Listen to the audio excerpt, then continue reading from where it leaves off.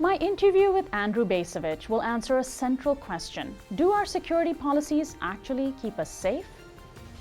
Welcome to the Henry A. Wallace National Security Forum. I'm Sonali Kohatkar. The most basic assumptions that Americans make about our national security policy is that it will make us all safer. But is that really true? Do interventions around the world really ensure that our country is more secure? Joining us now from Boston is Dr. Andrew Bacevich. His books include Breach of Trust: How Americans Failed Their Soldiers and Their Country, Washington Rules, America's Path to Permanent War, and The Limits of Power: The End of American Exceptionalism. Welcome to the program, Andrew Bacevich. Thank you very much. Well, first, do you think that the U.S.'s over-reliance on military power has actually made us less safe? For example, with the U.S.-led war against ISIS, has our militarism fueled their cause? If you look beyond the ISIS crisis and consider the purposes of U.S. military intervention in the greater Middle East, we're trying to do three things. We're trying to bring about stability. We're supposedly trying to export democracy. And certainly we're trying to win friends and influence people. We've been at this for a long, long time. We've achieved none of those three objectives. So it seems to me that it's pretty obvious that our military efforts are actually counterproductive.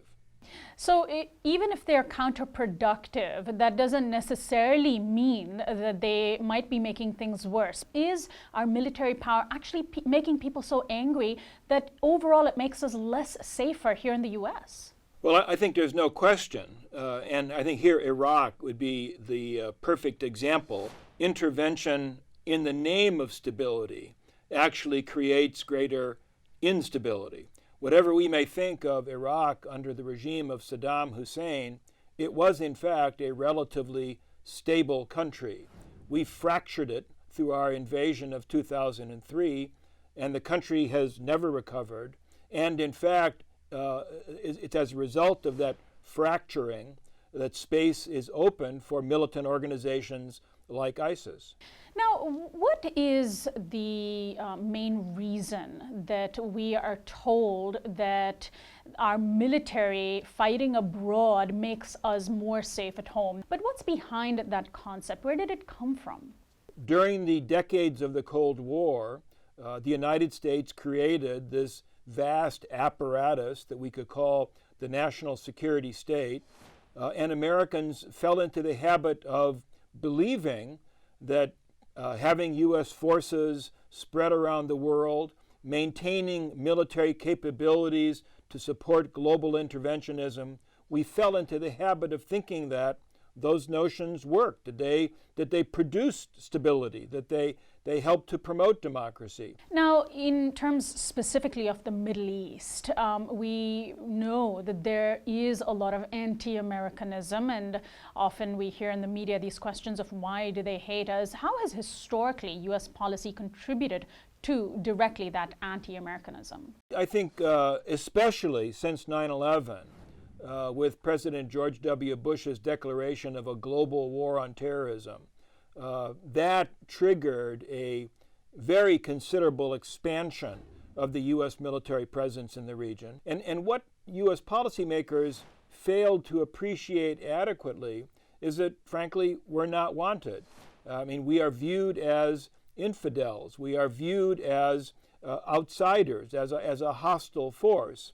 And so the increased American presence triggered by 9/11 has actually increased the amount of anti-Americanism in that part of the world.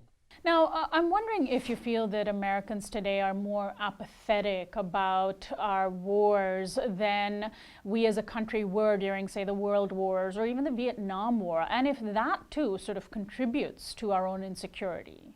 When the United States abandoned conscription toward the end of the Vietnam War, the United States was in effect abandoning the tradition of the citizen soldier. That is to say, the notion that citizenship somehow entailed some obligation to contribute to the defense of the country.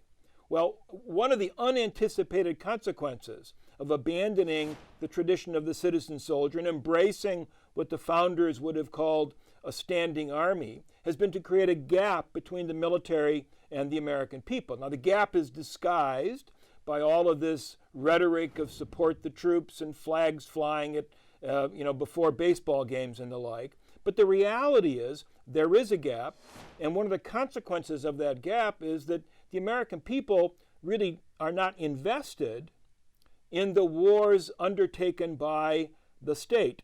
And so, yes, they are apathetic, they are inattentive, and despite all this, the support the troops rhetoric, the fact of the matter is that we really don't care about our soldiers. That is to say, we don't care enough to insist that they should only be committed to wars that actually must be fought. And so in many ways, we have this large history, right, to draw from about the failures of U.S. militarism, and yet this idea of American exceptionalism continues to persist. We hear it in the speeches of our presidents. How pervasive is this idea today? Do most Americans buy it? American exceptionalism is hardwired into our sense of who we are as a people, quite inappropriately, but it is. This notion that we are different, this notion that we are chosen, that we are called upon to play a specific role in history is something that seems to resonate, and I think that's why American politicians are constantly trotting out these claims, because they believe, and I suspect based on some evidence, that plays well with the people whose votes they are seeking. And does it infect directly military policy as well? Sure it does. I mean, it does in the sense that the ultimate explanation for U.S. military actions in whatever part of the world is that we are fulfilling our mission to spread freedom. Americans like to hear that, even when it's not true. Americans are somewhat reluctant, too reluctant in my view, to sort of probe beneath the surface and examine the actual motives for U.S. action. Now, you write in your book that the U.S. knows how to start wars, but we don't know how to end them. And what do you make of the way in which we've ended our wars, and how that has, in so many cases, derailed the very processes that we were supposedly trying to address? Well, I think the big lesson is wars are difficult to stop. The military persuaded itself that if it sallied out onto the battlefield and basically clobbered the other side and forced them to give up in a military sense, that would solve the issue. When you think about the U.S. entry into Iraq in 2003, we raced up to Baghdad, we clobbered the Iraqi army, we overthrew the Saddam Hussein regime, we grabbed Saddam himself, and the U.S. military's expectation was that ought to have fixed the problem. Well, the facts showed otherwise. The facts showed that overthrowing Saddam Hussein basically opened up a huge can of worms, an insurgency that they had not anticipated and were not prepared for. What's the real lesson here?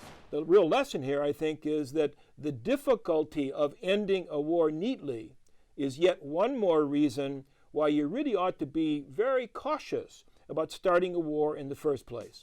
Professor Bacevich, thank you so much for joining us. Thank you. Glenn Greenwald brought us the Snowden revelations about the national security state. But secrecy is a bigger problem than one whistleblower and one agency. On the next episode of the Henry A. Wallace National Security Forum, we'll talk with him about how secrecy threatens democracy itself. People become much more conformist and cautious and afraid. They make much more limited choices whenever they perceive that they might be monitored, as opposed to when they believe they can act without being watched. And so a surveillance society is really a conformist society, which is why almost every government craves surveillance.